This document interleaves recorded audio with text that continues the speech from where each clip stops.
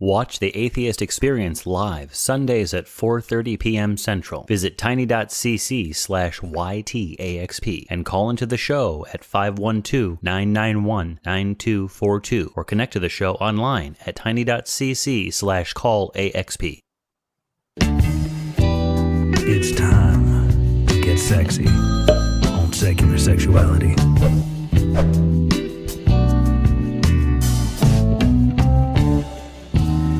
Hello and welcome to Secular Sexuality, for when one ACA show just isn't enough.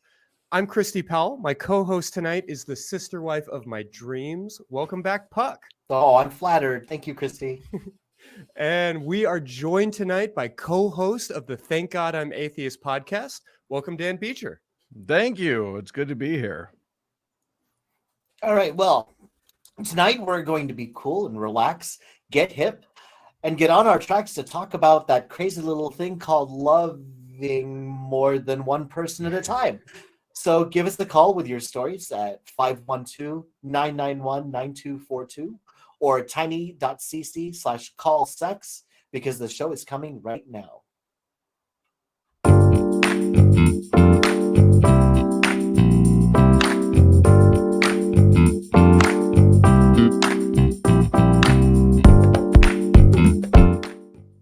All right. Well, that sound means that we are starting this week like we do every week with what's turning us on this week.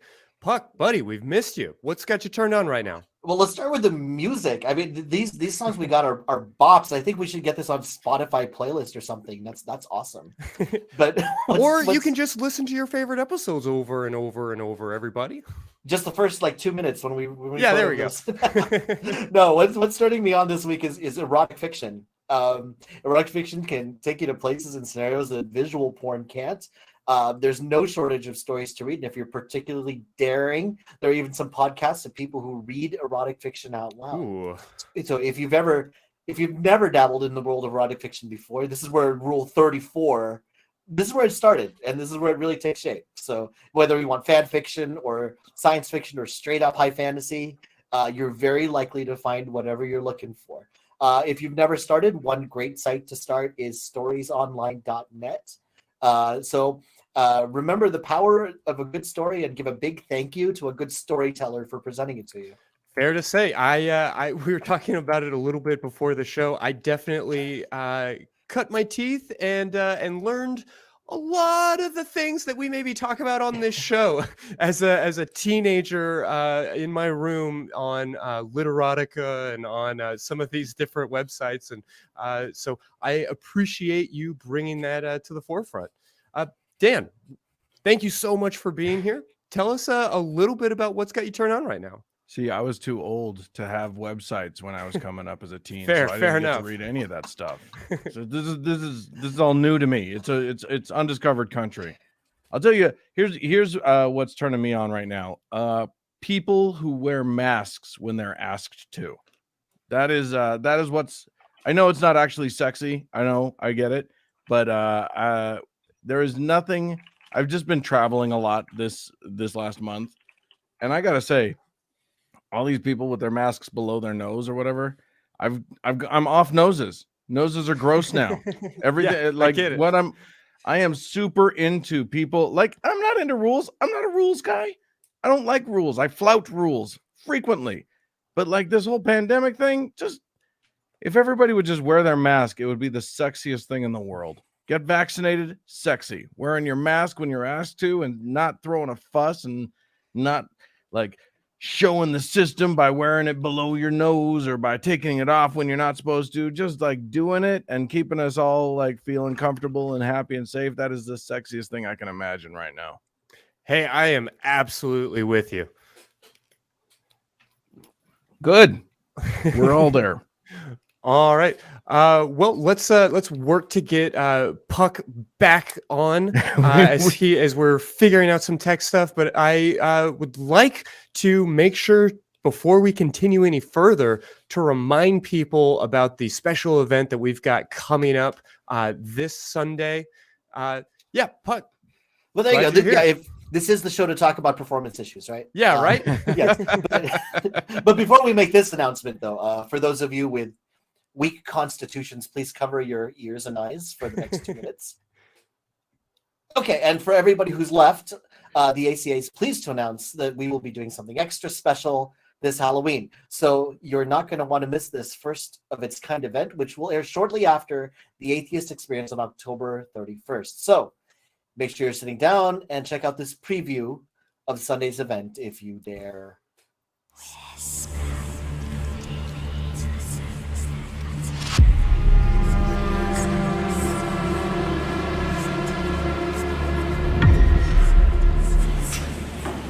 Hi everybody, Objectively Dan here from the ACA's very own Truth Wanted, and I am here at the Driscoll Hotel, Texas's supposedly most haunted hotel.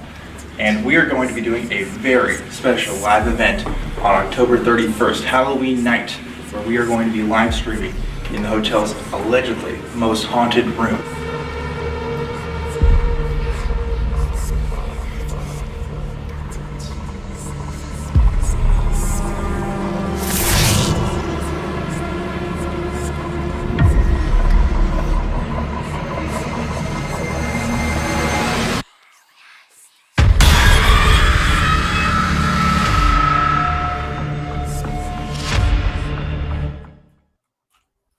Whew, that's good work. It's gonna be a Why, good why time. is it? Why is a woman with hair over her face so spooky?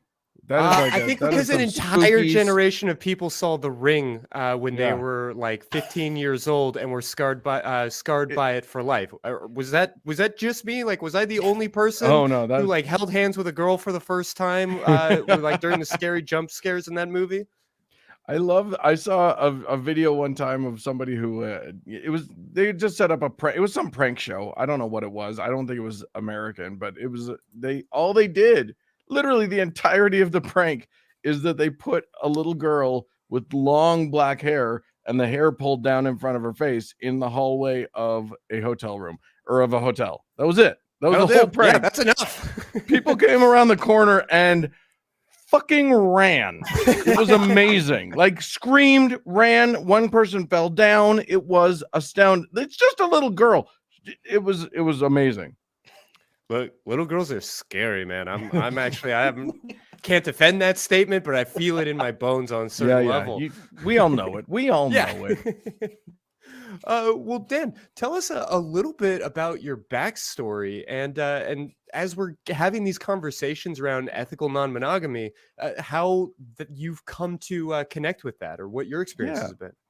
Well, okay, so I was born and raised Mormon here in Salt Lake City, Utah, and so it's funny because you want to talk about pushing socio-sexual boundaries. Like Mormonism was on the vanguard of that back in the 1800s. Yeah. But by the time I had come around, they had long since abandoned their polygamy, or at least, they had long since ostensibly abandoned their polygamy. And that was out, and what they were doing now, everything was very on the up and up, and it was only one man and one woman. As a matter of fact, it's kind of amazing because Mormonism went so far in the other direction that when Prop 8 was happening in California and they were trying to ban homosexual marriage and all this sort of thing, the Mormons were the ones who were talking about one man and one woman, and it's the only way, and blah blah blah. For sure. And it's like, you do not to mention like Fight the New Drug and this like anti-pornography movement and all of these kinds of things. Oh, they are on the forefront of being on the back of retrograde, of being backward looking, even though they don't want to look. They do not look back far enough to see their own history, which is a cute little problem that they have. So yeah, I was raised in that. I grew up, I was Mormon until I was about 19, which is the moment when a young, good Mormon boy is meant to go on a 2-year mission out into the world somewhere, which I wanted to do real bad. I was ready. I was relatively devout up through that moment, but I had started to have some questions. I didn't want to go on a mission and teach people the gospel if I wasn't positive that I was right about it. So I had I've been praying because Mormonism, like many religions, has this promise that if you pray enough and if you if you're sincere, then God will reveal himself to you. And he hadn't done that yet for me, I didn't feel. So I just needed to make sure that I had an undeniable confirmation, and didn't come. So I didn't go on the mission, and I left the church, and then I started asking questions about things like, before I left the church, I asked a bunch of questions about. I had gay friends. I'm a theater guy. I'm an actor, so I had all these gay friends, and I was like, these guys are not. They're trying. They're not. They want to be straight. They would rather be straight. I have talked to them. I know that's a fact. Like, I had a friend who was on the verge of suicide because he was raised Mormon. He knew he was gay. And I thought, you know what? You don't get yourself to almost to suicidal on a choice, which I was taught that being gay is a choice and all this stuff. So that got me questioning everything. And then I just dumped religion in general, which Mormons, I think, are more likely to do than your standard easier, less strenuous religious person. They often just find a religion that better matches where they're at. Fair to say, but Mormons, everything about Mormonism is hard. There's 3 hours of hell every Sunday. Sure. They expect so much of you. If you don't pay a solid 10% tithe, they fucking hound you about it. They know everything. So it's just literally, like, when you leave Mormonism, you genuinely look at your life and go, is this God thing even real? Is it possible? And I left, and I was done.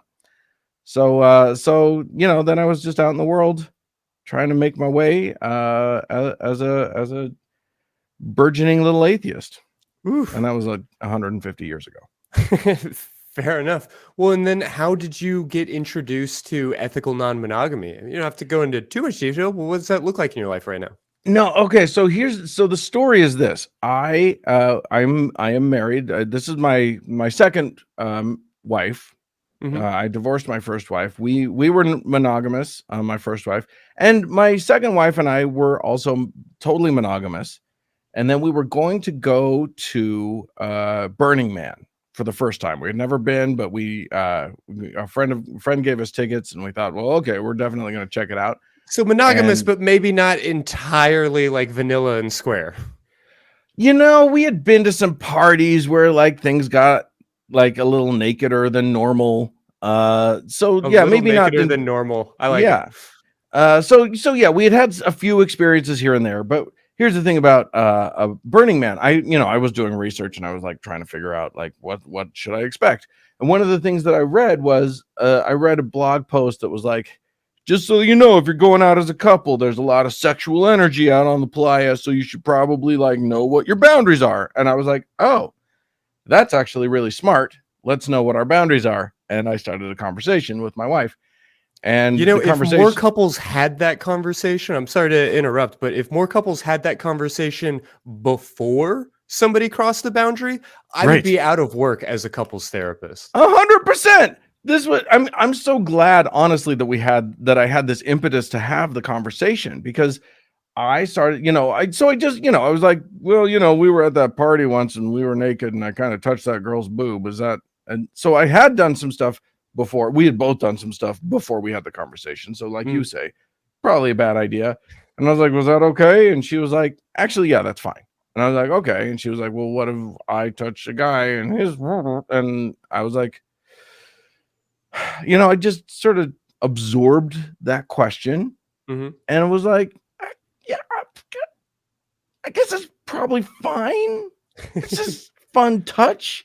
And then we just kept pushing the boundaries. We just kept going, well, what if this? What if that? What if this?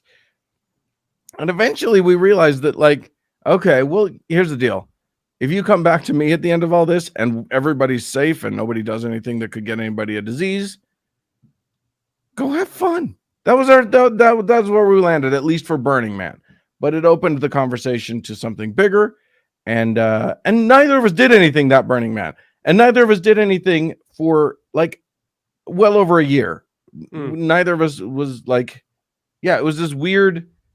But the thing. seal's been broken. Like the question's been asked. The question's been asked, but we didn't rush out to go and play in this new playground that we had found. And then eventually we just something did happen, and we realized that okay, so how do we feel about that? And it was just for us, it's just been this constant conversation, and there have been some rough patches, and there've been some weird moments in that journey. Sure. And now and I expect it to change over time continually, but we're not exciting people. We're not swingers. We're not out having sex all the time with random strangers or anything like that. It's nothing as fun as that. But we do what we did come to is that one of the things that I believed that when I finally realized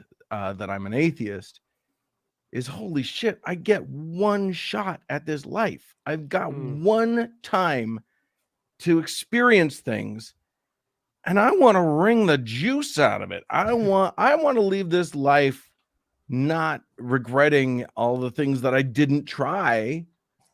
And it's not like monogamy holds people back necessarily, but I want to experience love and people and sex. And I certainly didn't do enough of that while I was a Mormon, and I certainly didn't do enough of that. After my divorce from my first wife, I was like, okay, I went into that marriage. I hadn't really had a lot of sexual experience. I'm out. I'm free. I want to go through a slut phase. I want to slut it up all over the world. Turns out when you were raised Mormon and you've never done it before, it's very difficult for a guy to do a slut phase. I mean, I was trying to be ethical. Here's the thing. I was probably the creepiest vibe you can imagine. It's no wonder women wouldn't sleep with me. I was just like, I was trying to navigate like wanting to be cool and wanting to be like really, good at consent and all this stuff, which, by the way, I'm Gen X. We were not trained in consent the way, the way that as you go. The young people were. So like, I didn't know what the fuck I was doing. I just was a little bit desperate. I don't know. It was a bad vibe. It's no wonder nobody wanted to sleep with me, but I didn't make the slut phase happen then. So like, I want more sexual experience. So does my wife. We both have long-term love partners that aren't each other. And that's where we're at. Yeah. Well, I know this is a little bit of an unfair question because we're talking about the private lives of some like 20 million people. But, if you've just sort of described your relationship with monogamy, I'm interested in what like the modern LDS relationship with monogamy actually looks like. Well, first of all, it is not 20 million people. They may want you to believe that it's 20 million people, but they have been hemorrhaging members for a long time. Yeah. Anyway, but yeah, there's a lot of Mormons out there. And here's the thing. Modern Mormons, my perception of modern Mormons is that they would much rather just pretend like the whole polygamy thing never happened. And so I get that. They literally, they never talk about it. If you bring it up, they'll get like annoyed and maybe a little offended, and they'll get defensive about it because they don't have a good relationship with polygamy. And we're talking, Puck, you and I were saying earlier that that this is not equanimical. That's not a word. I don't know. It's not an equality based thing. This is one man and a fucking gaggle of ladies. We call it polygamy, but really it's polygyny. Like it's pretty much exclusively a setup with one man and many women. Entirely exclusively that. And also like imposed upon these women by a patriarchal order of things. So not a consensual thing really for most of these women. So I grew up, both of my parents were actual LDS historians. They were historians about the Mormon Church. Legitimate intellectuals. Sure. In that realm. And so, my mom was one of the leading experts on Mormon women in history, and she read, Wow. she read diary after diary of these women who fucking hated this situation. You know what I mean? Like, they made the best of it, a lot of them, but it was imposed upon them. It was not chosen by them, and the ones who were bold enough rejected it. But the social consequences were dire until the pressure on the Mormon Church was brought to bear by the U.S. government, because nobody was okay with this back in the day, and eventually, there was a magical revelation by God that they weren't supposed to do it anymore. Very politically convenient revelation. Sure. Yeah, God tends to show up right in those moments. Right when you need him. Right when you need him. Matter of fact, the prophet of the Mormon Church who had that revelation and then did this manifesto that ended polygamy. That man had said many times earlier that Mormonism would never give up this institution. They would never give up polygamy. It would be like giving up the scriptures. It would be like giving up God himself. And then not too long after that, it was like, no, what are you talking about? We've almost never did we don't do that. Yeah. You're making me remember a lot of stuff from my younger days, because I really, I was only a Mormon junior. I didn't make it too far into the ranks. Like you said, the opportunity to go to a mission did not say anything with me. And I remember one of the things that they taught us was, if anybody from outside the church ever approaches you and says, anything about polygamy, clearly they don't know what they're talking about with the Mormon church, and they're not worth engaging with. Like, that's that was like high school apologetics for Mormons. It's like, if they even bring it up, no, clearly they don't know. They're just a bad person, and you probably shouldn't talk to them, and you should just go home. I feel like more Christians should employ the runaway apologetic. I think that is a useful. Just fucking hightail it, man. You got nothing on this one. Just run. Well, so the official church policy and everything is that, we definitely don't do that anymore. We kind of never really did it. You're overstating it. Let's not talk about it. Blah, blah, blah. Is there a significant disconnect between like the official position of the church and what like actual day-to-day rank and file folks are believing or talking about? The disconnect comes, there are some disconnects, but here's the thing. Mormonism has locked in hard on it's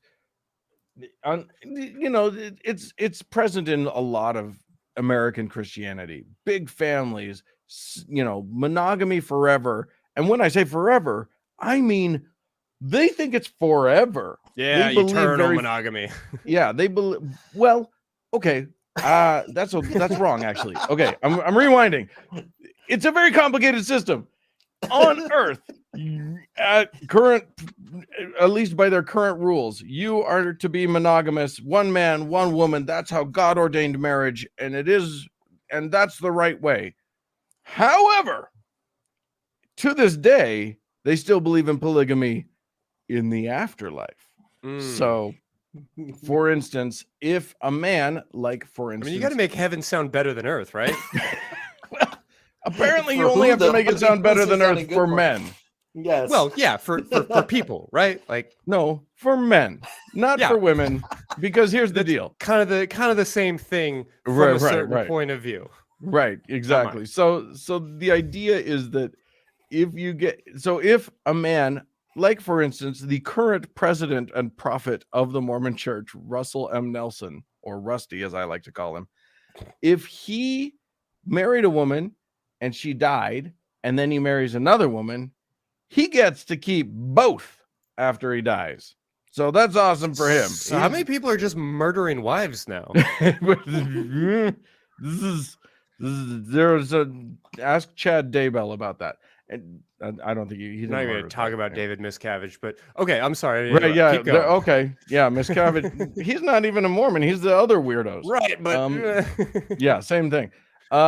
So a man can have multiple wives in the afterlife, even by current theology, Whereas a woman, if her husband dies and she remarries, the first husband still has the first right of refusal on her. Like there's a whole thing. A woman can only have the one man, but a man can still have just a harem of heavenly babes in the afterlife. Well, we see on the news and we hear about these like sort of fundamentalist, like splinter group type exceptions. Yeah. How significant is that? Like, how meaningful, or what is the impact of that on like the general LDS culture? Oh my God, Mormons are so embarrassed about them. They don't Okay. want it. Is like they are horrified by these people. They disavow them completely. They are not affiliated with us. That is not who we are. That is who they are. They're gross. We sent them to Texas just so that we didn't have to deal with them. So like Mormons completely they literally will run as far from that as they possibly can. Okay. Never acknowledging that is a deep part of their own history, and like Sure. they'll sort of quietly say, well, yes, I'm a child of a polygamy. My grandfather and my great grandfather both had 12 wives, but now we don't do that anymore, and it's horrible, and those people should be ashamed of themselves. Yeah. However, see, now you got me all talking about all the things. In Utah, what's really weird is a lot of Utah politicians have sort of quietly been okay with certain laws that made it easier for the polygamists in Utah to skate under the radar. So laws about marriages for people like under 18 are like, oh, well, we'll be okay with that and stuff. And and the thing is, I'm polyamorous. I would be great if they would decriminalize it. If they would make marrying multiple people legal, I'm on board. But the Mormons themselves are not. Because they are trying so hard to put forth this Distance opposite himself image. in that way. Yeah. Yeah. Well, how has the historical practice of plural marriage impacted modern day thinking? I mean, you make it sound like there are some really strong taboos, but that there's also some kind of hush beliefs at work here. Here's the thing. So I told you about my mom. She's the historian.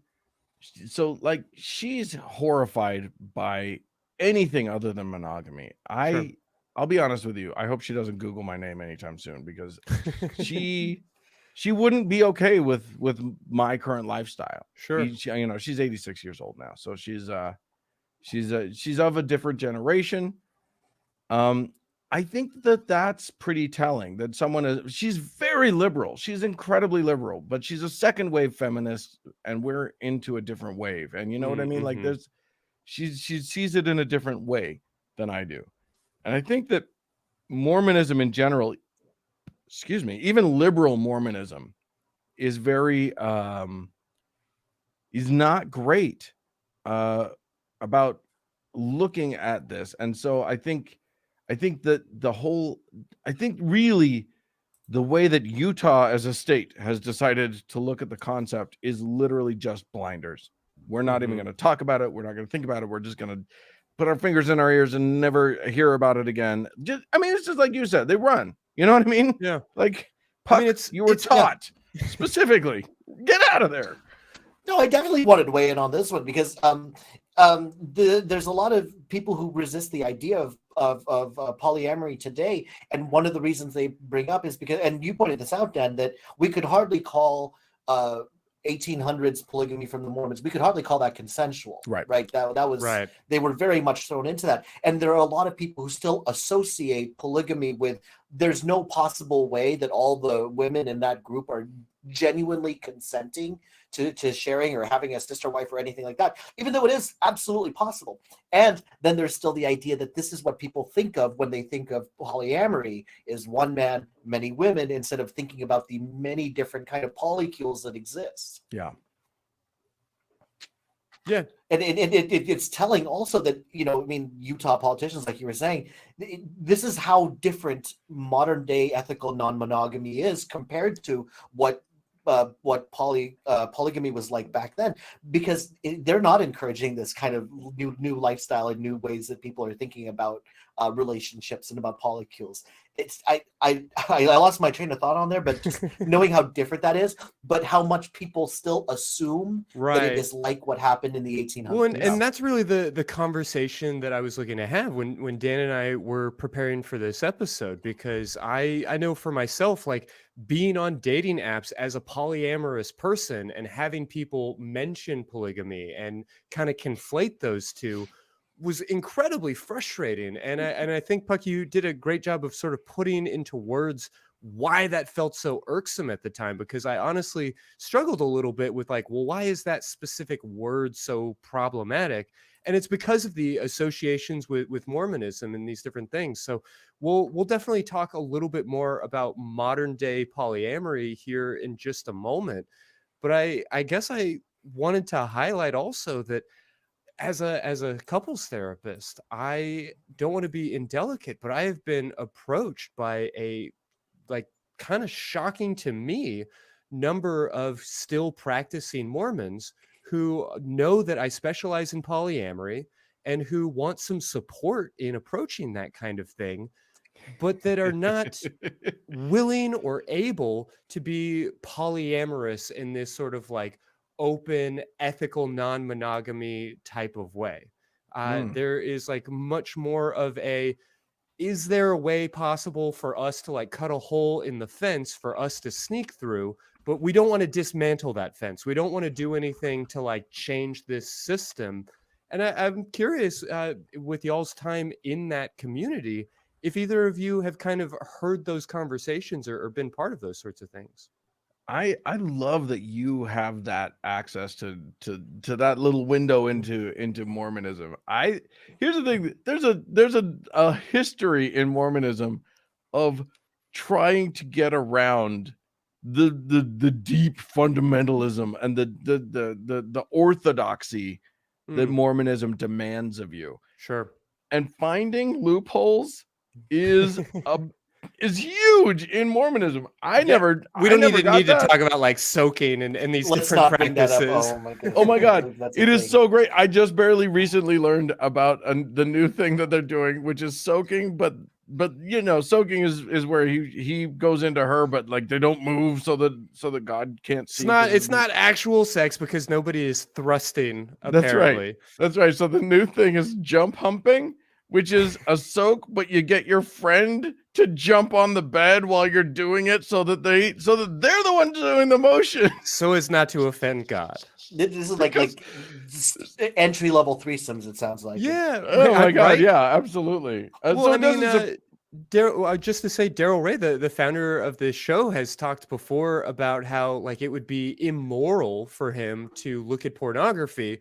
But if he's just walking around campus and just so happens to catch a glance of the wind blowing a skirt, then that would be, you know, he can't possibly help that. It's just that notion of like, well, it was kind of a predestined thing that was out of my hands. Right. Just madness. I mean, really, it's God blowing up the skirt, so clearly God wanted you to see it anyway. Yeah. You know, and of course this is on everybody's mind, but I would be remiss if I didn't at least put some mention to the fact that if they had a proper sexual education growing up, they would realize, you know, even if this isn't, you know, strictly speaking, God counts this as sex, you can still pass on diseases and you can still get pregnant using soaking or whatever. And this is modern, but of course back in my day there were a whole bunch of workarounds also, which we won't discuss too much about my personal life tonight. But yeah, this is in a long list of things that us young people, Mormons, have tried to work around the rules. Yeah. See, I did it all wrong. I never looked for the loopholes. I just like touched a boob and then felt awful about myself for a month and a half or like. It's not like I stopped myself from doing a lot of the things, but man, did I give myself so much guilt about it. And I so pity these women, these girls that I was dating when I was a teenager. And I would like, we'd go do a thing that, you know, teenagers are genetically programmed to do. Never full on penetration, by the way, but like the things that lead up to it. And Sure. and then the next day she'd be feeling great. And I would be like, we can never do it again. Oh my God, it was the worst thing ever. What an awful, Yeah, I was terrible. That felt to like date. the evangelical model. Like you just, Yeah. you go ahead and do it, but then you ask for like tons of prayer and forgiveness. Right. But yeah, I want to make sure to hold off on our conversation about polyamory and make sure that we have a chance to jump on the phones. Puck, before we do that, did you have any other questions, or are you ready to introduce us to our first caller? Yeah, so many. I mean, this is such an open-ended Sure. conversation. Like, we're going to leave a lot on the cutting room floor. And then there's like, no matter what kind of conversation we have about, you know, polyamory right now, there's still going to be so much to talk about. And I hope that we're modeling that these conversations are okay to have, and that you should have these conversations in a good, productive, Fair to healthy say, way. yeah. So don't let the conversation end just because the show ends. And we'll talk about many other ways to continue to engage with us and other people in the community coming up. But yes, we do have a couple calls on the line. And you ready to get started? Let's do it. Who you got for us? Okay, we have Scarlett. She heard from Australia. Scarlett, you're in an open relationship and you're wondering about if it's healthy to feel some sort of jealousy. Hi. Yeah, hi. Can you hear me? Yeah, so glad to hear from you. I'm sorry about that. I know I wasn't supposed to say that. This is my first time calling in. I'm a bit fangirling right now. I've been listening to you guys the whole show, and it's been a really good resource for me. I am in an open relationship now with my boyfriend. I've come out of an abusive marriage just a year ago, where there was a lot of cheating and things going on. And I was a virgin when I met my husband. And so that was pretty much all of my experience. But I always sort of had in my head, like, it was fascinating to me how society expects you to get married and then to just switch your attractions to anyone off. And I always thought that was interesting and very, very unrealistic. And so it came about with my boyfriend. I think for his birthday, I sort of jokingly offered him a threesome. Because I thought I'd seen some videos and thought it looked pretty hot, and he reacted in the way that you would imagine any man to react. He was like, "What? Oh my God, that's allowed!" And I was just like, "Yeah." And I've sort of thought a lot about it, and that it was like a way of me sort of owning, my own thoughts and feelings and taking control of it. And we've had a few experiences.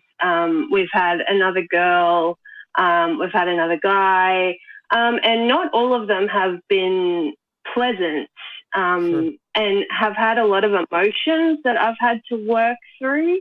And I was just wondering what your opinion of feelings of jealousy in this kind of situation would be. Like, I sort of think that maybe it's healthy to feel some amount of jealousy because you love the other person.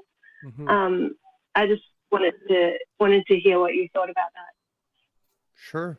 Well, I'll just jump right in and say that one of my favorite things about being a therapist is getting to tell the same joke or make the same comment over and over and over again until it just sinks into some of my clients' heads. So I actually love the eye roll I get when I start to say what I'm about to say to you, which is that here is the complete and entire list of obligations that you have to your partner, to your family and friends, to your community, to the world at large.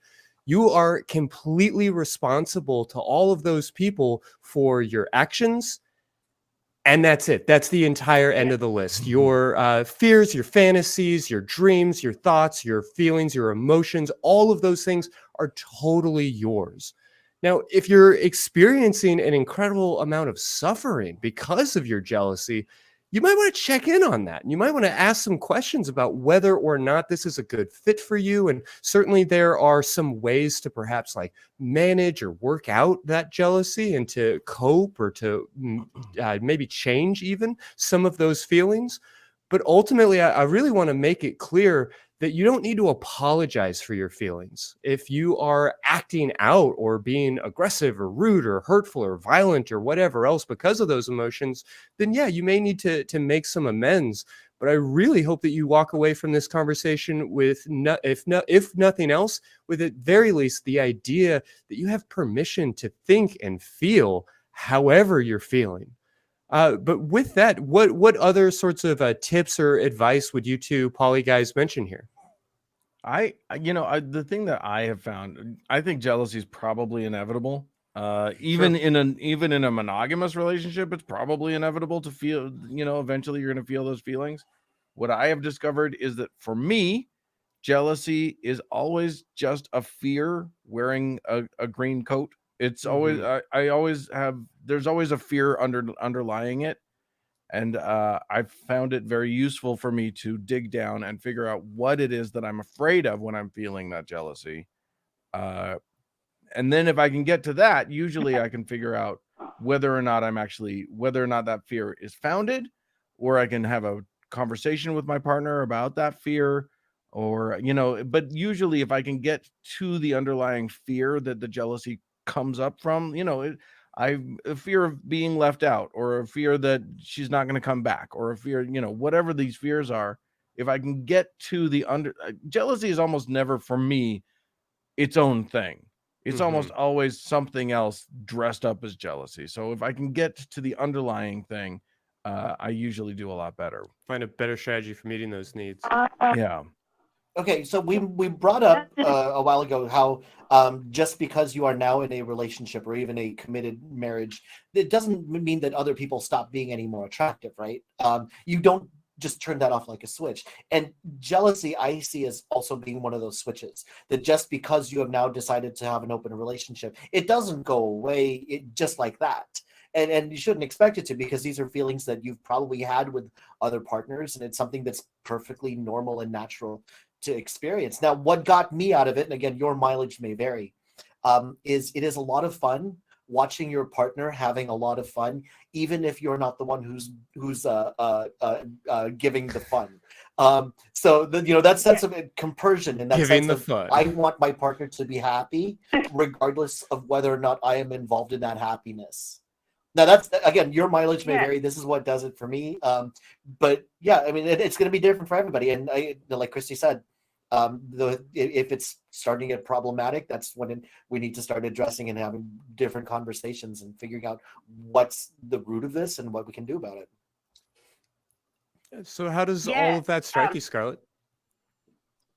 That sounds pretty spot on. We're pretty new to this, so we're still sort of figuring it out. And I think, is it Dave? Dan, sorry. That talked about just jumping in and not really knowing all of the rules and stuff. I really identified with that. We just sort of dove in head first, and then dealt with the issues that came up as they arose. And we're both big, psychology nerds, which is why I really love listening to this show. And deconstructing it all, and we do that sort of thing. But part of me thinks that the jealousy is kind of even a good sign, because in my marriage, for example, I felt zero jealousy because I wasn't getting the love that I needed, and I didn't feel any strong, I don't know what the word is. I didn't feel any strong sort of, not ownership, but numbness or a disengagement. Yeah, exactly. And the being left out thing, that definitely, the first time we had another girl, he was so excited that he kind of just zoned in on her, and I was kind of forgotten about because he was so excited. And afterwards, he was just on this massive high. He was like, oh my God, that was so great. And because I love him so much, I was kind of riding on his high a little bit. And then the next day is when I felt all of these strange feelings bubbling up. And it's really uncomfortable. And I did talk to him about it, and he was devastated once he realized that he had completely forgotten about me. But I've also, he's also experienced it too from the other way around. But it's a bit harder because we've come across a lot of men that are very untrustworthy and have treated me, not followed rules. We had a guy that so many guys don't bring condoms with them. And we think that's a really, really bad sign given that it's in our rules. And another one actually was very, very rough and hurt me. It was for a couple of weeks I had to recover, like a non-lube situation. So I find it a bit difficult because just given the nature of men, I guess, seeming to be a whole lot more untrustworthy than women, I find myself needing to divert to him a bit more than the other way around to see if, because he's playing the role of protector. And we're kind of a dom-sub kind of relationship, so it kind of goes with the roles that we play. But yeah, I just, I guess that was all I wanted to talk about. So here's one of the great paradoxes of having open relationships is that if you've ever been to a lifestyle club, like a swingers club or any other lifestyle club, ironically, it seems you are treated so much better there by the members than if you just meet someone elsewhere and then bring them home. Because the members, they want to stay members, so they're going to play by the rules. They're going to make sure you're happy with it. There's almost always free contraception, for free condoms on hand. Even if they don't bring one, they're there. I don't know if you've ever tried that or if that's within your list of things to try. But ironically, you are generally treated better at those than elsewhere. Yeah, we're actually going to one tonight. They have like a Halloween nice. Going. Go tonight and get dressed up and stuff. But one thing I love the idea of secular sexuality as sort of like the foreplay to get warmed up before going out to a club like that. So if there's anything that we can do to whatever. But Puck and I had a conversation on this show a few months ago around compersion and put together a number of resources around that idea, talking about jealousy and these different things, as well as a bunch of resources around sort of polyamory and ethical non-monogamy more generally. So I'll make sure to have those included in the show notes for this episode as well, in case you want to continue to pursue these things, because I really sincerely don't believe that a non-monogamous relationship is inherently more challenging than a monogamous one. What I do believe, though, is that your culture has not prepared you for a non-monogamous relationship. And so you got to kind of bone up. You have to read and make up for that knowledge gap in a lot of ways. And so I'm really glad that you're checking out shows like this one and that you're like working to understand these things. Well, there's nothing I like more than boning up. So. Dirty joke. I like it. Definitely that. Thank you.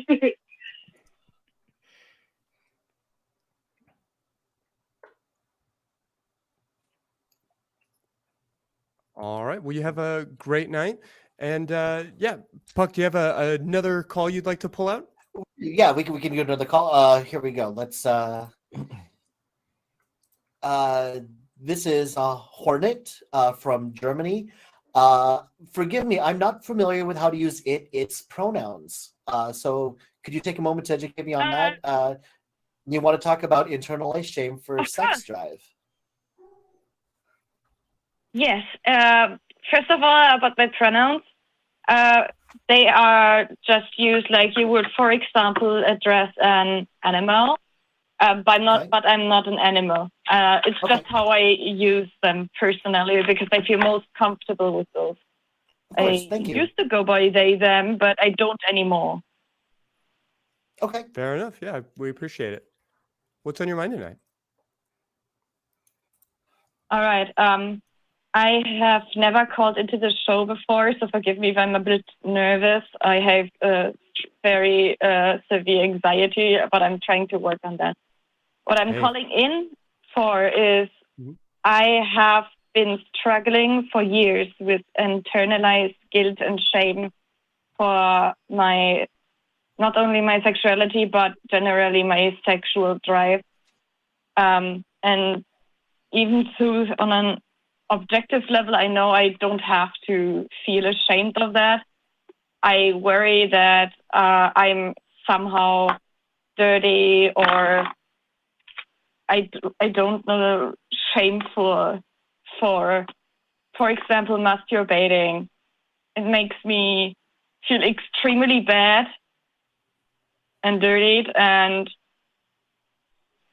I also get dysphoria, but that's just part of it. It's mostly just the shame about it, and I don't know how to deal with it and overcome that, I guess. And I wanted to ask if you had any advice on how to do that.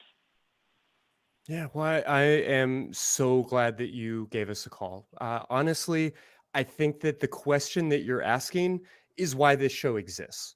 I mean, I don't want to be overly reductionist about it, but I think that that simple question is what led to the book, that led to the podcast, that led to the YouTube show that you're now watching. So with all of that effort, I don't know that I can distill it all into one specific answer, but I would say in a lot of ways, you're doing it by simply acknowledging that shame, not denying that it exists, but actually confronting it, by becoming more comfortable talking about these things. Even if this conversation is a little bit stressful and it's a little bit challenging, or it makes you nervous to pick up the phone, you did it.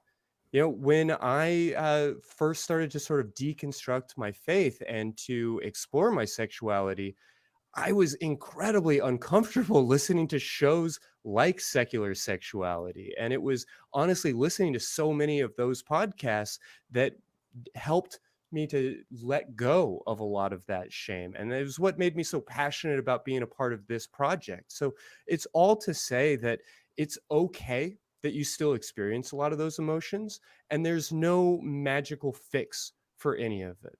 You know, for myself, one of the most powerful tools was the constant exposure of listening to shows like this. And so I would encourage you to listen to this show, but any show really about sexuality. And if it makes you feel a little squiggy, if it makes you feel a little bit uncomfortable, it's okay to listen to your body. It's okay to push pause. It's okay to turn it off. It's okay to walk away from it.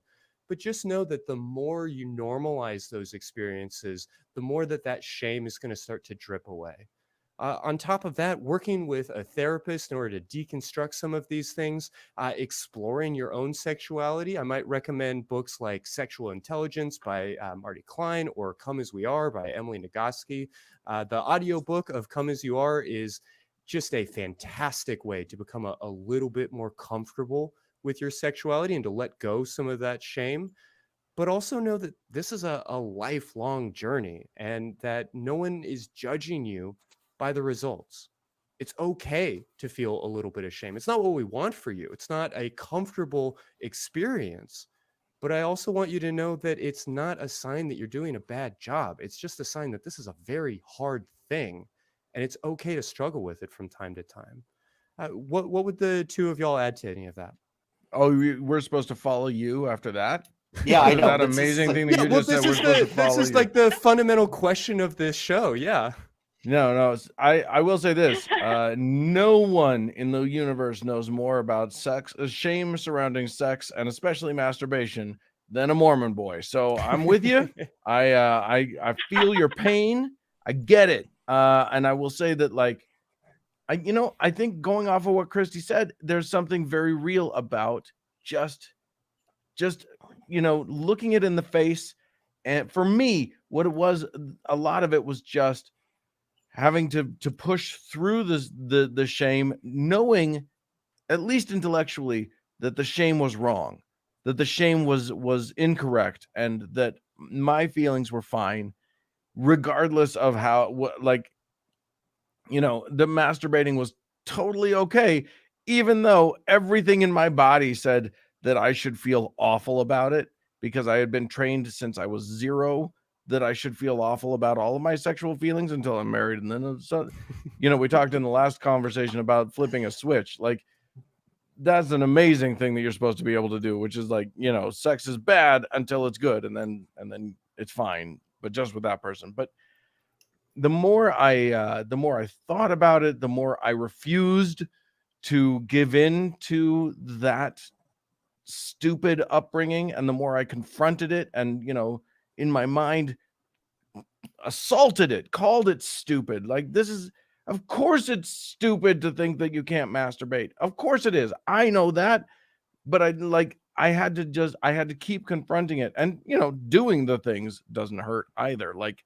actually masturbating can be pretty awesome, and as long as you're not traumatizing yourself in the process. Sure. Like, I think that, like, just doing it with a defiance, you know what I mean? Like, I had to defy this upbringing and say, no, you know what? Fuck you. This is my body. This is my sexuality. I own it.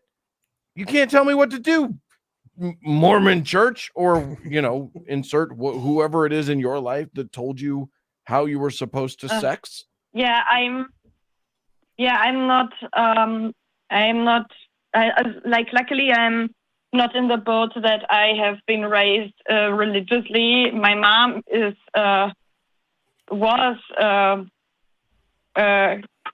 like my grandma. Basically, I don't know the English word for the thing where you introduce your child to the faith officially. But my mom was made that for Catholicism, and but my mom herself always said that she wants us to grow up and choose for ourselves whether we want to be religious or not, and what kind of faith we want to belong to. For me, none of them ever rang true. Well, for me, the what's it called? The problematic influence is more like society as a whole, and because I'm assigned female at birth, of course, most keep being transcribed these ideas of what a female person should be, look, and act like. And that, I think, is really bad for me, because I, for one, am not a female. And secondly, it's so unbelievably hard to get over this indoctrination now, especially with how because I'm also a lesbian, which makes it even worse in that department. I try be so gentle hard with to get yourself. over it, and Be kind. I mean, you're doing to the right you. things. You're internalizing. You're going through the thought process. You're going through the deconstruction. You're having conversations like this with people who are safe to have it with, and you're exposing yourself to people who are, you know, who aren't going to pressure you into try to be something other than what you want for yourself. I mean, so you're on the right track. Again, like Dan. See, I have to follow Christy and Dan and try to come up with something meaningful to say, right? But other than commiserate about the fact that when I joined the Mormon church when I was the ripe, horny age of 18, I'm right there with you, because I thought like, okay, now that I am with God, I'm just not going to have a sex drive. It's just that's how this works. But no, it's not how it works. And I had, well, what turned out to be like a completely typical sex drive for an 18-year-old male. So like there was nothing to be ashamed about, but there was something out there that was saying I should be ashamed of it. And religion can do that, but as you pointed out, social pressures can do that too, where they say that this is the sex drive that you're supposed to have, and then it makes you feel out of place because you have something that's a little different. Not that there's anything wrong with it, just that it's not what you're hearing is what you're supposed to be. So you're doing the right thing and exposing yourself to a new community. And I'm glad to be part of that. And thank you for opening up to us and letting us be part of it. Yeah, Hornet, we're running a little bit long, so I want to let you go since these are really big questions. But I guess I just want to stress to you that if you are not feeling pain, if you are not experiencing like unwanted sensation, then you are totally normal.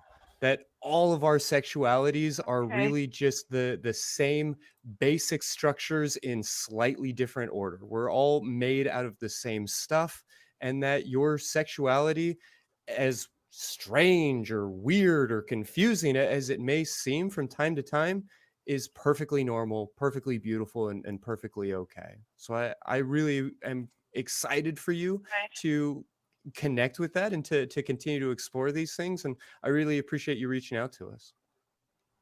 Thank you very much, Hornet. Yeah, I'm already following shows like yours and Mama Dr. Jones and Sex Positive Gaming and stuff like that, and I'm gonna try my best to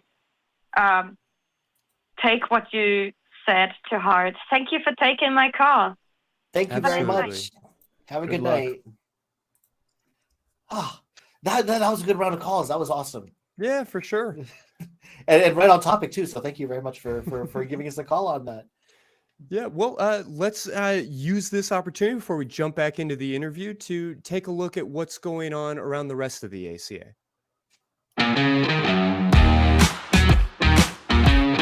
You mentioned those like domly doms that come in for the very first time and are like, oh, I'm such a badass master, and ain't nobody buying it. Just be you, be humble. I personally can't exercise any demons into pigs or, heal blind folks using dirt and spit. you know I was gonna make, hey, a non-profits episode without a Monty Python reference is a non-profits episode I don't want to be a part of. Name one chemical that self-replicates. DNA.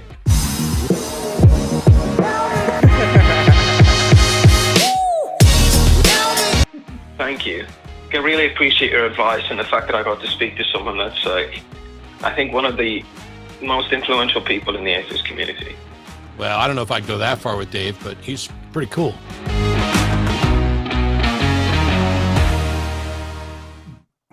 What a Domly Dom? I'm gonna write that one down. I like that. The Domly Dom. I know what you're talking about, and it would be a fascinating episode to have. Right? Well, in my sphere they call it "Not My Dom." But that sounds awesome.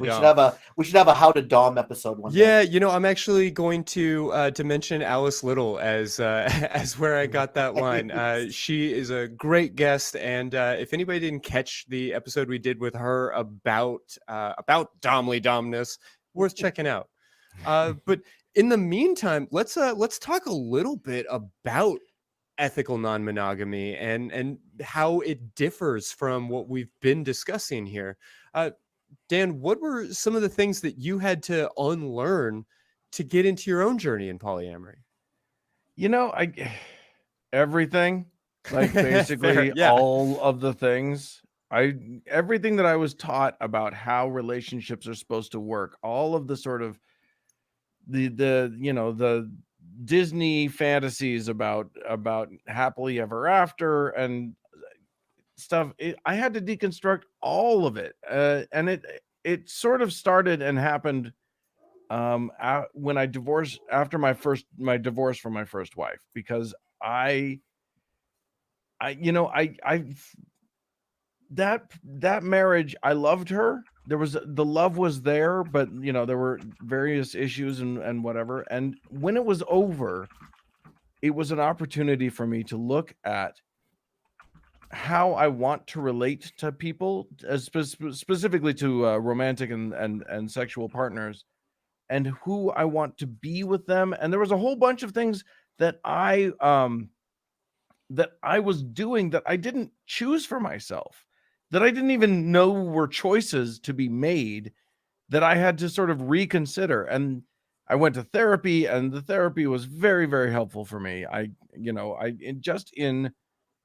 that was long before I chose non-monogamy, Mm-hmm. but just in examining who I am, what I want out of my life, it changed everything about how I look at the world. And that was so really just deconstructing the concepts of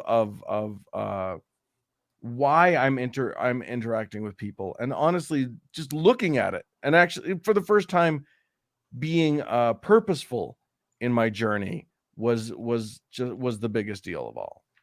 Yeah, no, I hear that. There is just an escalator that we are kind of set upon as children that says, like, this is what your life is supposed to look like. At this particular age, you're going to meet a person. Oh, I'm sorry, you're going to meet a woman. If you're a man, if you're a woman, you're going to meet a man. But you're going to meet that person. You're going to date, fall in love. Like, there's this whole trajectory that's just laid out for you. And non-monogamy is like everything that isn't monogamy. So there's this whole great number of options, and it's just about embracing a little bit of intentionality and being willing to be yourself while like asking some of these questions. Yeah. And it's funny because I'm so frankly, I don't want to malign vanilla because it's a beautiful flavor and everybody should be nice to vanilla as a flavor, but I'm Sure. so boring in a lot of ways. Like, I don't have any kinks really. I don't have I don't have any big fetishes. I wish I did. I don't. So like, it's not like I had that much to like. I don't think of myself as that controversial, but this thing, not being monogamous, blows people's fucking minds. It's just like people can't handle it. Really liberal people who listen to my show, Thank God I'm Atheist, does not have a conservative listenership. Okay, this is a very liberal show. We go to politics. So we know that everybody's basically pretty left of center. I talked about my polyamory, and holy shit, we got a 1-star review from one of our longtime listeners. Like, people get fucking upset about it. So like, at least I got something that makes me cool. Yeah, I when I first opened up my relationship, I definitely had a friend take me aside, and he was like, I was kind of telling him some stories and about bad dates and all these different things, and he was like, if you were worried that 25 years of being an active Christian made you a boring person, you're doing a lot of work to make up for that. But I know we've touched on some of these ideas, and we've talked about some of the baggage that the word like polygamy carries, and some of the different ways that the Mormon Church has maybe impacted people's views of any sort of non-monogamy. And I guess I wanted to ask you both to take a moment and let some of the viewers who maybe aren't familiar with polyamory or polyculture know a little bit about some of the discrimination that poly relationships still face. I mean, you talked about it just now, Dan, some of the like knee-jerk reactions. What does that look like day to day? And I think the first thing that I would think of is that when you talk to someone and tell them that you're poly, they have a built-in idea in their mind already of what poly is. And I don't know if it's necessarily the Mormon Church that intentionally shaped that, or if it's just it's such an obvious example that's one of the first things that they go to, where they say, oh, so you're one guy and you have a whole bunch of female partners. No, it's not like that. So like having to fight that initial misconception, because everybody's going to come to the table with a different idea of what poly is. And, unless you like really talk to them and break that down, it's like if somebody says that they're Christian, well, that could mean one of any number of things, right? So when you say you're poly, that means something to you. It means something to them, and it doesn't always mean the same thing. So even if you're looking at another, if I'm poly and I meet someone else who's poly, we might not be talking about the same thing. So we still have to have that conversation about, okay, well, what kind of relationships do you have? What kind of interactions do you have? So that's what it is for me. That's the biggest misconception, is that all poly relationships look the same way. Clearly they don't, but it's sometimes hard to break through that barrier with someone. What do you got, Dan? I've found that I don't know. So like, you know, there are really tricky things like navigating family that are very clearly not going to understand. You know, my mother, she's 86 years old. Like I said, I love her very much, and this is a part of my life that I would like to share with her. She knows my wife. She does not know my partner, and I would like for that to happen. I started to broach the topic. She smelled it coming, and she shut the conversation down. She said, "Please don't talk about this with me." And I hadn't even really broached the subject yet. I had just sort of dipped my toe in, and she, you know, so, and you know, my wife's family is still very Mormon, very conservative. She has no idea how to broach this subject with them. She doesn't know if, you know, there's very real danger that she could lose her family because of this. The way that, you know, someone coming out as LGBTQ might also run that risk. So yeah, Dan Savage likes to say that there are things that a mother has a right not to know. And I can appreciate that, but when we're talking about like the people that you love dearly, this is significant. Like this is, I think comparing it to being queer is actually very accurate and very reasonable here. Yeah, I think so. I think that, you know, it's one of those things where, you know, you have to weigh the risks with the rewards in terms of coming out. You have to understand that there are social consequences to that, and you weigh that against the fact that it's very lonely sometimes not to be fully known by the people who love you, and not to be understood, and to have to hide things, and to have to try and keep track of what you've said to people because you don't know which partner you talked about. You know, my wife had COVID earlier on, or we think she did. She never got a test, but we think she had COVID early on in the pandemic. I didn't. I was staying at my partner's house. I stayed over there for a month trying to not get it, so that, you know, because I had that option. But then how do you talk to my wife's parents about that when, you know, when they, you know, when I wasn't prepared, I hadn't thought about the question, "Oh, Dan, you had COVID too, right?" And it's no, I think there's magic in me, and I you know, it was just, I had no idea how to deal with that. There's a whole slew of things that, like, if you can't be open about your life, it becomes very complicated very quickly. No, Dan's underplaying this. It becomes so severe. Like if you have a number of friends and some of them know and some of them don't, you very easily lose track of who's aware that I have a wife and a girlfriend, and you'll start slipping up. It's like, yeah, I saw this movie or I took this vacation, and oh, who'd you go with? People, friends. Yes, don't worry about it. Flat-footed very quickly. That's none of your business.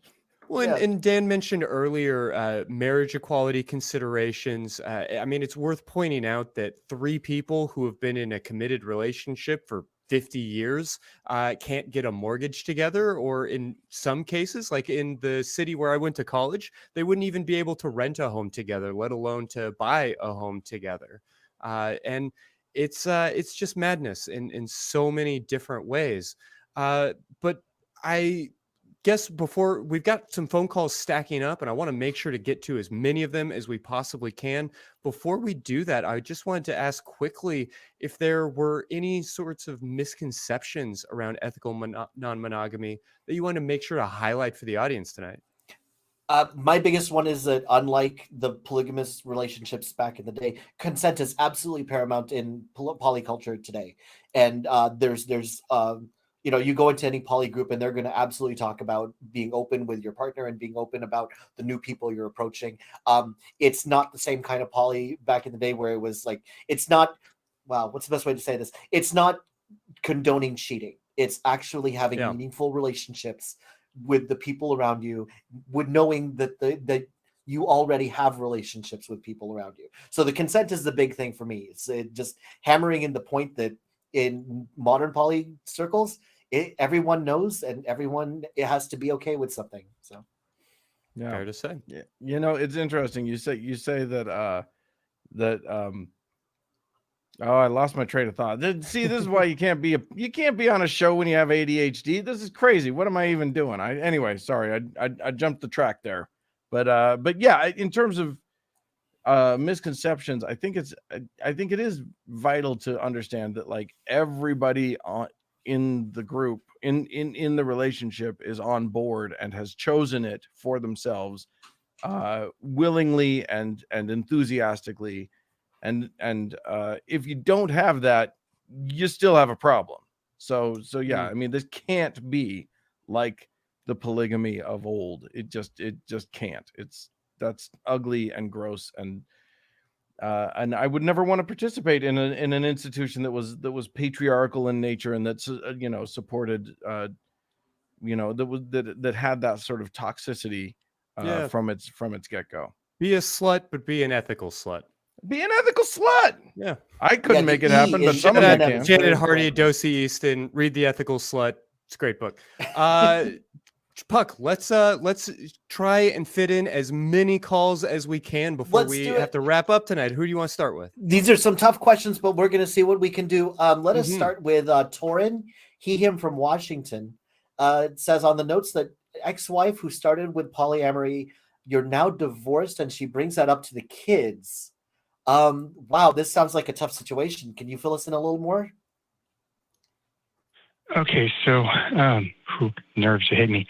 When we were still married, actually, I think before we were even married, we kind of experimented with some threesomes and things like that. And eventually that wound up being how we discovered polyamory and kind of made a go at it. And didn't go well. Some of it was my fault, admittedly, like unlearning a lot of monogamy stuff was tough for me first. But we kind of decided we weren't going to do that. And then for unrelated reasons, we wound up divorcing, and now it's a separate issue. And I decided I was like, there was something to this, and I wanted to, get into it. And I did a lot of self-reflecting and learning and got more into it and decided I can't be monogamous anymore. That's just not me. So, anyways, this was, it's been a couple of years now, but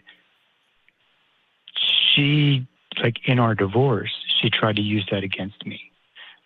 She has tried to make comments either about me to my kids or when we're talking, and we don't talk a lot, but there's some communication that has to happen, but just little underhanded comments get made, even though like she's married to like one of the guys that she was dating while we were together.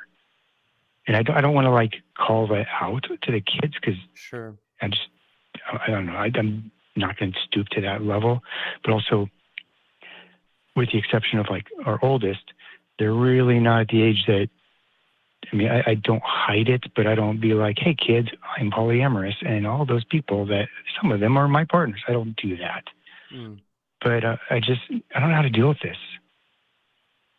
Yeah, no, that's fair to say. I'll mention that myself as a therapist, I am required by the state to keep some documentation on every conversation I have with a client. And I am very clear with all my clients when I first meet them that I do everything I legally can to sort of obfuscate what those conversations are about, because it's very, very possible that in a custody battle or something along those lines, that those records will get called up by a judge and be used as a way to discriminate against somebody because of their polyamory.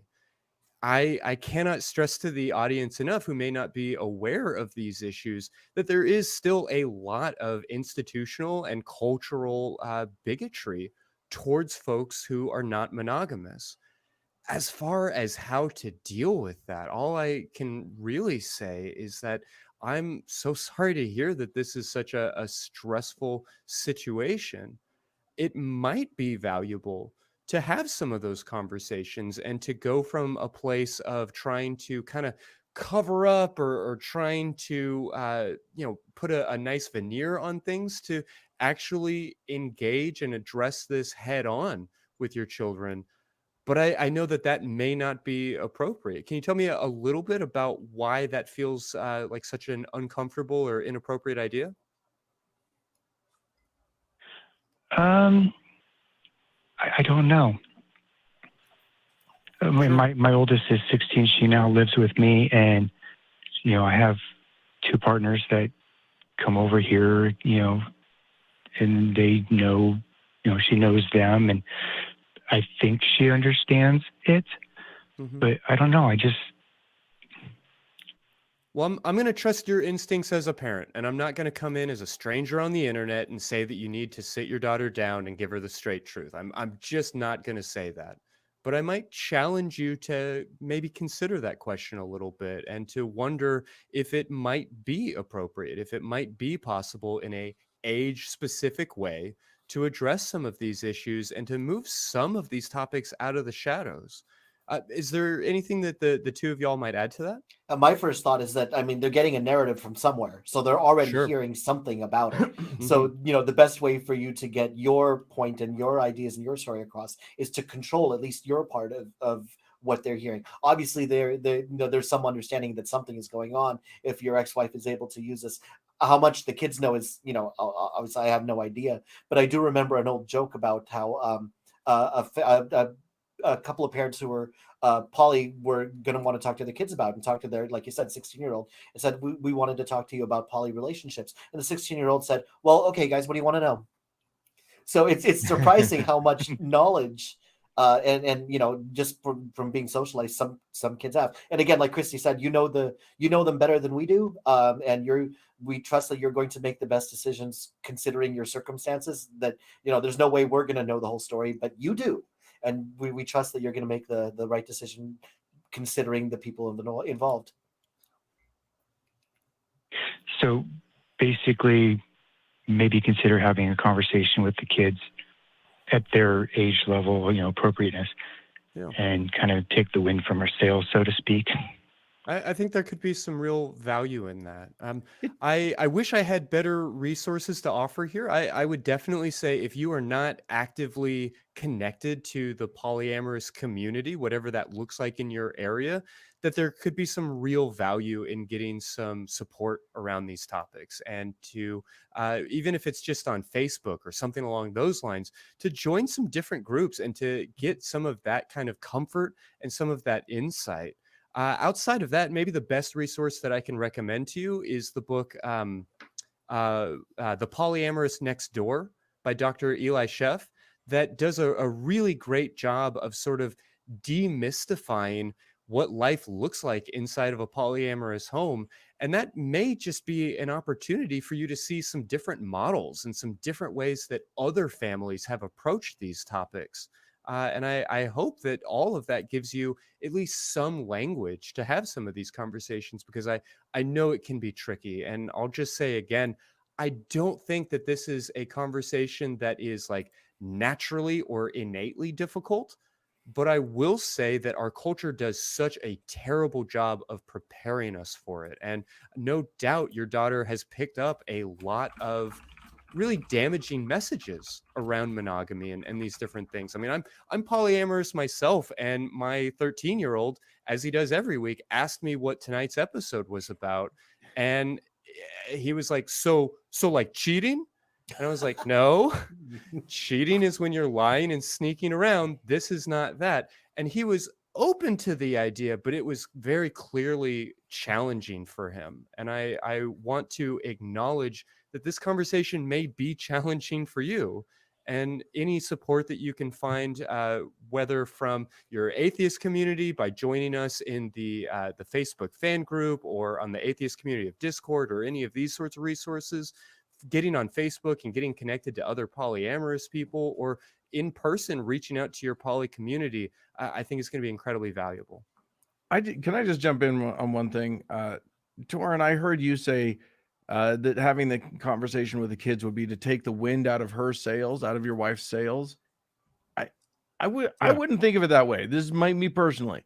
I would think of it as putting the wind into your sails, which is to say, like, this isn't about your relationship with your kids shouldn't be about what acrimony you have with your ex. It should be about you, like, having a great relationship with your kids.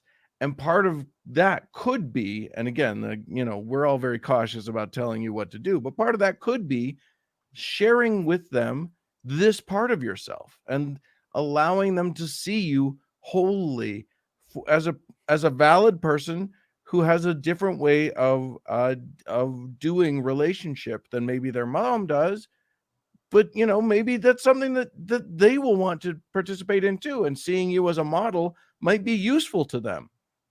So I think it's more about just giving who you are to your kids and letting them encounter you as you are. Well, But Torrin, I don't thank you have very kids. much. I'm not a parent. I hope we've given you some good, meaningful insight. I apologize the time is short, but hopefully you got something out of this. Yeah, I appreciate it. I'm actually very involved in my local poly community, but this was a question I just didn't know how to approach, even with people I know.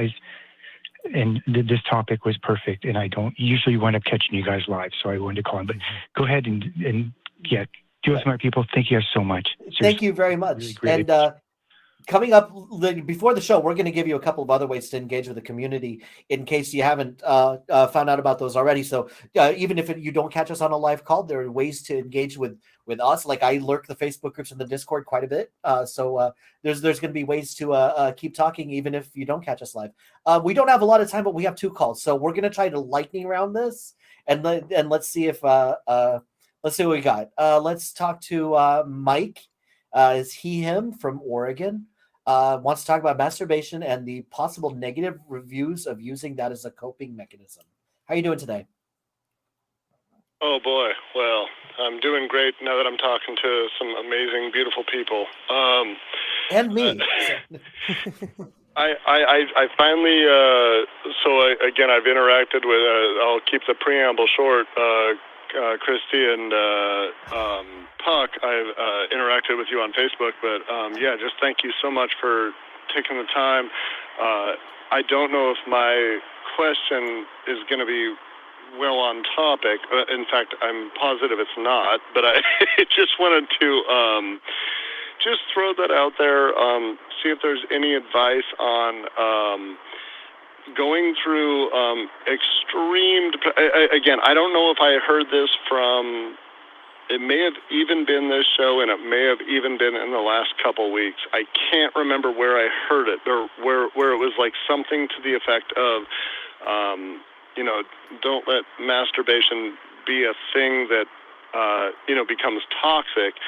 And I realized for going through extreme depression over the last couple years, it's not just COVID, it's not just working from home, not just being completely isolated. I use that so frequently, like I don't want to be disgusting, but on basically a daily basis, just to get the dopamine rush, to get the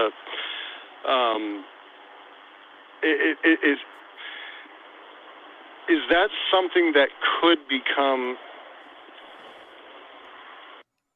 negative? I guess. Sure. I'm so sorry I'll for not jump having in a real better way quickly. to phrase it. No, not at all. I'm gonna try to answer this quickly, just because of where we are at with time. But just to say, can it become toxic? Sure, anything can become toxic.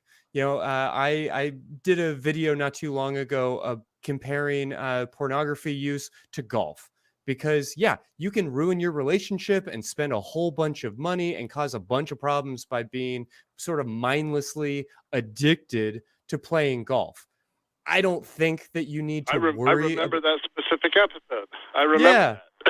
No, it's worth keeping in mind. Like, your relationship with masturbation, there's nothing inherent to the act of masturbation that is going to ruin your life. There's nothing toxic about masturbating too much or any of these other things. Certainly you can cause even a little bit of tissue damage by masturbating too much, but the same thing can be said of jogging too much. And I'll be honest with you, I am wearing knee braces right now because I love to run and it causes a little bit of pain, and that's perfectly okay. As far as it becoming toxic, I always want to encourage you to be mindful and intentional and to not just do something out of a like careless need. But I don't want you to put masturbation on some like very scary specific shelf where you wouldn't put any other habit. Be thoughtful, be frugal, pay for your porn, but don't pay money that you don't have. Otherwise, I don't think that you need to stress about becoming addicted. That dopamine rush that you're getting, there's something magical about it. There's something that's happening there that isn't happening in any other physical activity. And when you're talking about using masturbation can I throw as a way of really quick? Yeah, please go right ahead. I'm so sorry. I'm so sorry. It was just that I essentially I understand the as long as it doesn't interfere with work and daily life, which it doesn't. But the idea that it's been a go-to for like 2 years in areas of depression that I didn't think were even possible.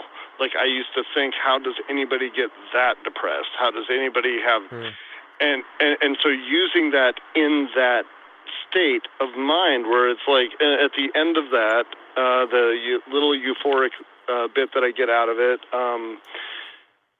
it still always seems to come back to, I feel good about this. But again, it was like something that I don't know if I heard it on this show or one of the other ACA shows, but it was something about how you don't want to use that as a getaway from your life type of thing, where it's not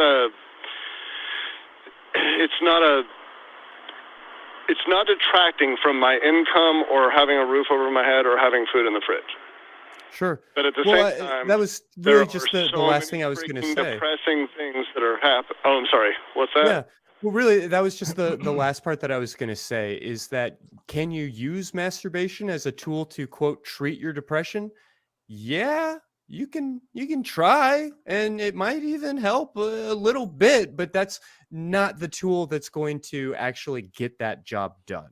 And so I don't think that it's a problem in and of itself, but if it is getting in the way of something a little bit more meaningful, then that's important to remember that your masturbation is very unlikely to successfully get rid of your depression. And you want to be actively working towards that, whether with medication, with talk therapy, or any of these other things. And so, as we're looking to get back on track and to wrap up for the night, I guess I just want to leave you with the thought that it is perfectly acceptable to masturbate as much or as little as you really want. You're not doing meaningful harm to yourself, but yeah, it's not going to be necessarily the right tool for the job if the job is coping with meaningful depression. In the words of Christy, I want to say, fair to say. Yeah. No, that's great. I appreciate that, and yeah, that was pretty much my question. Just the idea of, well, gosh, is this in the not penultimate, but in the ultimate, is this going to be? You can't rely on this dealing with depression. You can't rely on this forever. And so, yeah, just wanted to throw that out there and get your feedback. So I really do appreciate it. You, Puck, what was the other dude's name? Ben? Dan, yes. I'm sorry, I'm not looking at the screen right now. I was. You guys are wonderful. Thank you so much for everything you do. I really appreciate it. Hey, thank you very much, Mike. Night. And we have one more. Let us talk to.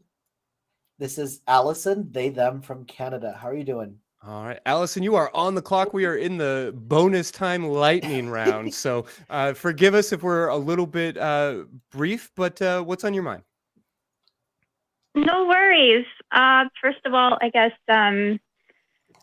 I recently have been discovering that I'm definitely non-binary. So I officially have changed my pronouns to they, them. So I guess this is kind of a coming out. Yeah, congratulations. Thank you so much for sharing that with us. You're welcome. So in light of that, I just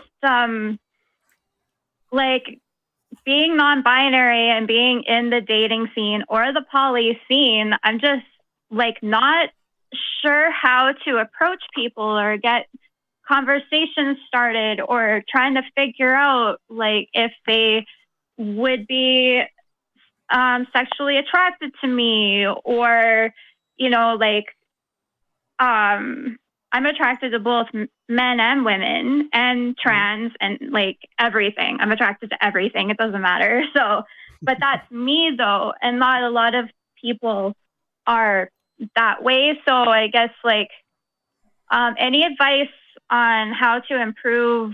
I don't know. I don't even know what to call it. It wouldn't be gaydar. Like, do you know what I mean? Like, Yeah. No, that's fair to say. There really isn't a good word that means a person who is specifically or in particular attracted to NB folks. At least not one that I'm aware of. Please, Internet Hive Mind, inform me otherwise if I'm missing it. I think looking for pansexuality on your dating apps or in your meetup groups is going to be sort of the best way of approaching that. Otherwise, I would say look for your communities where pansexuality is going to be actively embraced. I mean, I would say here in Austin, if I were NB and looking to date, there are a handful of like queer communities that I know I would want to gravitate towards. What else would y'all recommend? Other than positing the term theydar, I'm here for it. I'm here for it. Yeah, like this is something that I've never really had to talk about or deal with. So I'm in listening mode to try to figure this out. But I do know that in poly circles, there are a lot of people who are much more informed than I am. And you can usually spot those pretty easily because they are the ones who are identifying as pansexual. And so looking out for things like that. And then just getting involved and getting in the group and saying, hi, this is me. And seeing who interacts with you regardless of what you identify as. Just the more undercuts and dyed hair you see, those are your people. Those are the people to rush towards. But one of the things that you need to keep in mind is that this isn't just a non-binary issue, right? We all like struggle to know who's attracted to us and who isn't. This is a perennial issue that we all have to deal with. So good luck. I got nothing. Yeah. Know that it's okay that this is a struggle. It's not a sign that you're doing a bad job. Like Dan said, this is a difficult thing, and a difficult thing for really all of us on some level. So there's value, I think, in tapping into your common humanity and giving yourself a little bit of compassion for how challenging this is. Okay. I love theydar, by the way. I think I'll use that. This is my only enduring legacy on this channel. If the only thing anybody ever remembers me for would be theydar. Well, Allison, we are already over time, so I'm going to thank you so much for giving us a call tonight, and then just check to see if you had any final thoughts before we start wrapping it up for the night. Just that as Halloween's approaching, like I'm Indigenous, so I also identify as Two-Spirit, and I'm researching on that. But Indigenous, Native American, we are not a costume. Our culture is not a costume. Please, please, please don't, we're not a costume. Our cultural wear is called regalia, or I think that's how you pronounce it. My goodness, I'm new. I just recently figured out how I'm actually Indigenous and connecting with that culture. So anyway. Sure. Well, I don't mind going over time for that message. So thank you for stressing that. And I hope that everybody listening will be just mindful and respectful of the way they conduct themselves, while also encouraging everybody to slut it up as much as you possibly can this Halloween. But don't miss our show on Sunday night. Thank you so much, Allison. I hope you have a great night. Thank you. Oh, this is one of those shows where we're going to leave so much on the cutting room floor. Sure. We didn't go through half our notes. I wish this was 3 episodes. Plus we had so many great calls. Yeah. So, but we do have to wrap it up. So Dan, where can we find more of you? Thank God I'm Atheist.com is our website, but obviously Thank God I'm Atheist is available wherever fine podcasts are distributed. So get out there and find that. We're not a video like you guys are, but if you're into the audio thing, we're there for you. Well, and to continue to engage with our community, all of the ACA shows are actually available in podcast form. So you can catch your favorite episodes of Secular Sexuality, Atheist Experience, and all the other shows on the AEN network. Go to tiny.cc/AEN podcasts. One great place to engage with us is also our Facebook Secular Sexuality fan group. I lurk there a lot. I've seen Christy drop a note or two. You can get there by going to tiny.cc/FBSSG. Go and sign up on there. It's a wonderful group to keep talking with. In just a little bit, we're going to be appearing on the Discord, and you can join us there at tiny.cc/ACD Discord. You can join all the other after shows there also, and there's whatever kind of conversation you want to have. There's probably somebody there who's willing to have it with you. Wonderful place for our community to gather. And if you want some merch, and who doesn't want any Secular Sexuality merch, you can go down to tiny.cc/merchaca. I still want that pillow. Every time I see that pillow, I'm like, I got to remember to buy that. I think it'd be fantastic right behind my head. And of course, we would be remiss if we don't remember all the wonderful people behind the scenes who keep us looking beautiful and keep us sounding good. Let us say hello to the fantastic crew. There they are. Thank you, everyone, for being here. Look at that, matching mugs there with Jason. You guys are awesome. Thank you very much for doing all you do. All right. Well, before we wrap it up for the night, I guess I just wanted to see, we've covered a lot of material. We've talked about a lot of different books and resources. And of course, we'll have links to all of that in the show notes. But outside of that, I wanted to check in and see if either of y'all had any final words that you want to make sure to leave with the audience tonight. Because we're talking about some pretty big ideas. And I think a lot of this is probably pretty new material for a lot of people listening. It is, and don't feel bad if if we're using words that you've never heard before, like polycule is new to some people, and even the words polygyny and polyandry, those are new. But if there's ever anything you don't understand, join our communities and ask us. Everybody is in a different stage in their discovery and their journey in deconstruction, so there's going to be people who are willing to help you out and who are probably there's only so many life experiences I have or Christy has, but the more people you engage with and the more you open up with, the more likely you're going to find people that relate to you. Give us a go. Yeah, we make a better world by spreading these ideas and by sharing this information. So we're eager and excited to do so. I mean, if you don't have this information yet, that's a good thing. That just means that you're doing the thing that you need to do by finding it. So don't be embarrassed by that knowledge gap.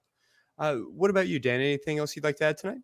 I hearing the callers and everything, I just want everybody to be kind to themselves. Sure. You know what I mean? Like the world is going to say whatever the world's going to say, but honestly, just know as best you can who you are and love that person and be kind to that person, because honestly, that'll be key to everything. Yeah. Well, fair to say. And to everybody listening, we really do want to encourage you to be kind to yourself and to mindfully and intentionally perhaps take a moment and show yourself some real passionate love by giving yourself a big old orgasm. Or better yet, give somebody else one.